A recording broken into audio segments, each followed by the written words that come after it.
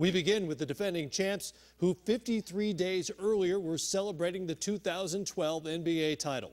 Shortly after adding to their trophy case, the Miami Heat went about upgrading their roster in hopes of going back-to-back. Our number one objective is to defend, and everything else take care of itself. There will be small tweaks here offensively. There will be small tweaks on how we push the ball, but we know our staple is defending. We win games by defending, and, at the end of the day, offense is just flow. I think there'll be tweaks. I'm sure Spo has something up his sleeve. I mean, he watches too much film not to. But I think, we'd be crazy to just do the same things and expect the same result. That's what they call insanity, So even I take that in negative situations and positive ones. Well, I think as a team, we have to come in, with the same laser focus, that we come in, every year, and not come in and say, oh, we won and it was great. We have to put that, behind us. We have to come in. We have to focus on this season. We have to focus on what we need to do, how we need to do it, and that's when we rely on our leader. That's when we rely on our coach, who's someone who's very consistent, and I'm sure who's forgot all about the championship. He's going to give us the plan and the goal of what we need to do, and as players, we need to just come in and put the work in.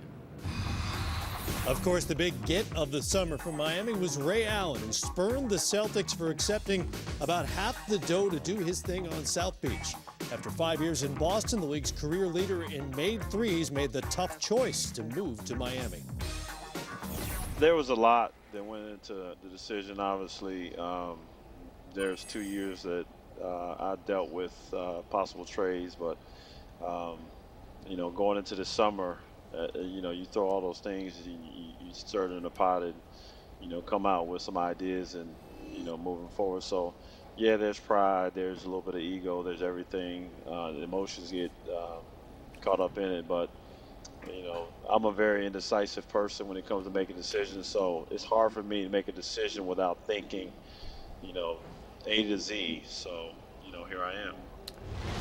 The folks in Boston certainly felt that decision, but Ray Allen is one of several players in that Miami roster who's coming back from an injury or surgery. Allen had the ankle surgery. Dwayne Wade had knee surgery in the offseason. But maybe as you look at this improved roster, the biggest change on the court is a full-time commitment to have Chris Bosh as the center. He's come to terms with it as well. How does it change what Miami does? Well, I think what Coach Spoelstra is going to have to do is similar to what Popovich does.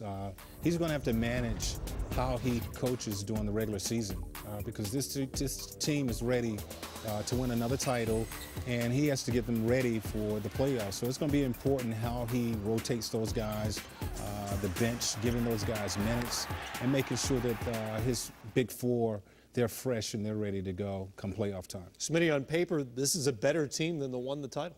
It is. I think the question last year was shooting around those big three. I think you've answered that. Even Mike Miller answered that in the finals, knocking down threes. And now you add Ray Allen and Rashard Lewis, who's a stretch four. But I think the only nitpick, if you can nitpick, I think the one thing is injuries for them at that 5 spot. If Chris Bosh so happened to get injured, the depth at that position, and also maybe the question of Dwayne Wade, how does he come back off injury? Other than that, I see this Miami Heat team, their route to the championship, they're going back. And everybody's got to deal with that. As you know, as a coach, injuries are going to happen. Are there any other vulnerabilities with this team? Well, a lot of times when they look at this team, they say, are they vulnerable because they don't get easy baskets? They don't get up and down the floor as much. They play a grinded-out game because they're a defensive-oriented team. So can you run some zone against them, slow them down? Boston did that in their 7-game series, had some success changing the tempo of the game. But, the one thing I like what Pat Riley does is in management is that he brings in role players that make his best players better.